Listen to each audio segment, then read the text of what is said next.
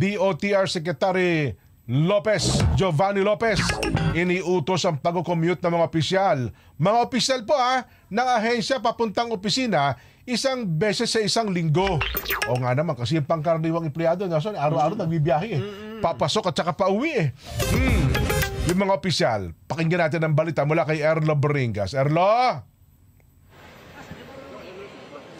Good umaga, Kuya Jen. Inoobliga na ngayon ng Department of Transportation ng DOTR Secretary Giovanni Lopez ang mga opisyales ng DOTR na mag-commute papuntang opisina kahit isang beses sa isang linggo. Kasunod yan ang utos ng Pangulo na gawa ng agarang solusyon ng problema ng mga commuter para mabigyan sila ng mas mabilis na mas maginhawang biyahe.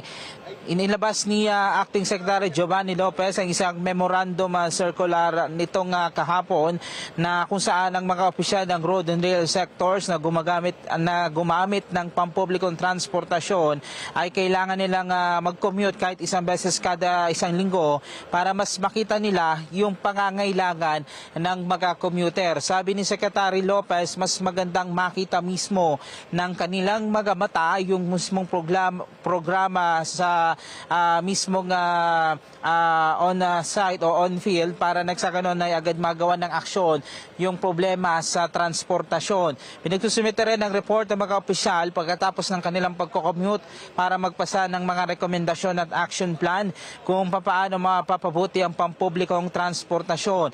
Nauna na rin nag-commute si Secretary Lopez papuntang opisina sa kasagsagan ng rush hour nitong Lunes ng umaga para personal na makasalamuha mga commuter at makita mga naranasan nila sa araw-araw na biyahe. Dito nakita ng kalihim ang iba't iba pang mga problema sa pampublikong transportasyon na siya susolusyonan daw sa kanyang pamumuno at sa lalong madaling panahon. Sa batala ko, Jen, ipag-uutos na rin ng DOTR sa LTFRB ang karagdagang pagbibigay ng prangkisa sa mga karagdagang public utility vehicles para makaagapay din sa mga kababayan nating mga commuter. Dahil nga nakita niya mismo sa Commonwealth Avenue ay kulang na kulang yung bumibiyahe ng mga pampublikong transportasyon, kaya tuwing rush hour ay tila nag-aagawan sa mga pampasaherong bus o kaya naman pampasaherong jeep yung ating mga kababayan. Yung muna latest,